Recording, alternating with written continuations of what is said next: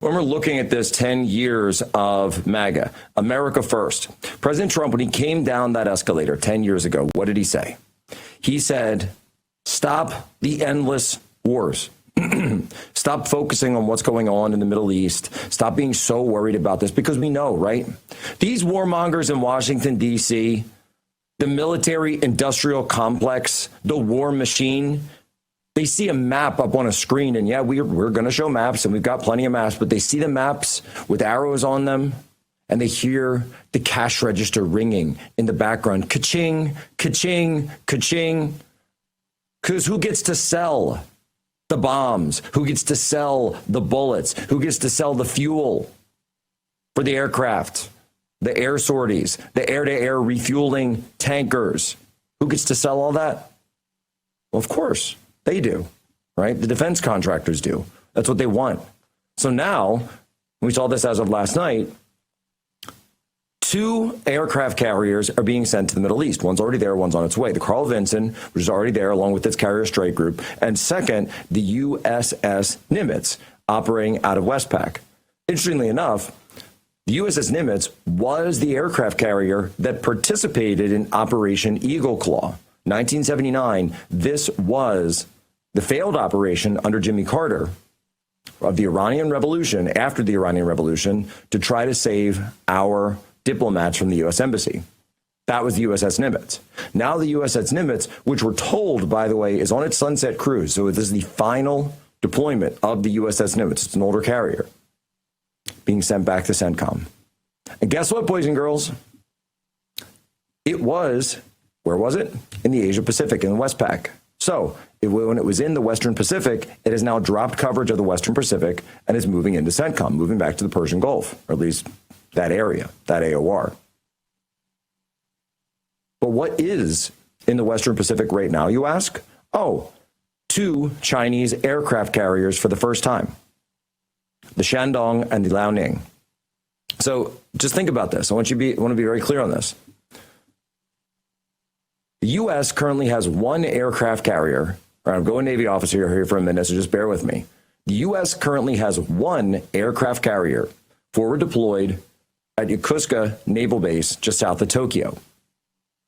The Chinese have 2 aircraft carriers on active deployment in the Pacific. What does this mean?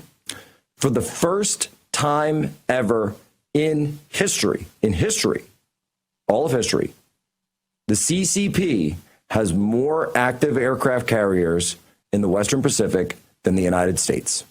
This has never happened before. And the only other time that an Asian power has had more aircraft carriers than the United States in the Western Pacific, I think most of you would know the answer to this one, World War II, Imperial Japan. And look, should the United States be the policeman of the world? Should the United States have all these bases everywhere? I think that's a serious question, and I think that's a question that we should be willing to ask. Do these things benefit the United States? It's a serious debate. And if we're talking about America first, that's obviously something that we should all talk about. However, we don't live in isolation. Things don't happen in a vacuum. So as the U.S. is currently getting bogged into a 3rd Middle Eastern war, and we're not going to mince words around here. That's what this is. This is a war. It's a war between Israel and Iran. Okay? But the U.S. is already involved. We've been involved because we're shooting down missiles over Israel.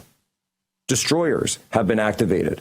Ballistic missile defense, the Aegis system, THAAD, high altitude air defense, already active. American missiles, American troops, American sailors, 5,000 sailors on each of those aircraft carriers. That brings it to 10,000, directly within range of everything that Iran's got. And then the CCP gets a free hand. The CCP is on the rise. And guess what? You know who would love us to be bogged down in the middle of all that? China.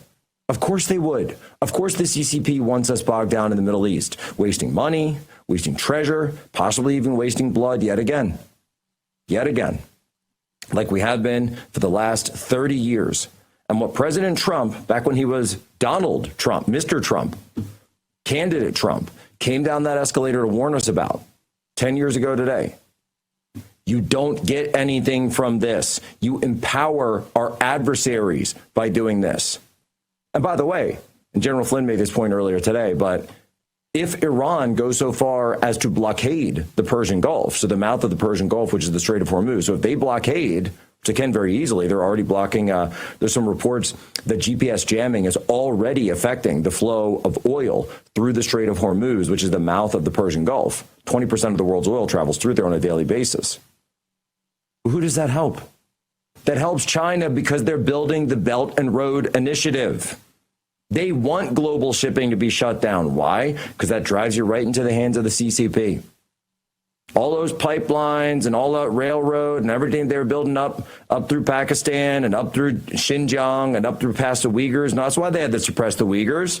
Why? Because they're building roads. They're building pipelines. It's all pipelines. How many times do I have to say that around here? Cherchez le pétrole. Look for the oil. So you got oil wars, you got drone wars, and you got all the rest of it. These are not our wars. This is not our fight. No more Americans need to die for this.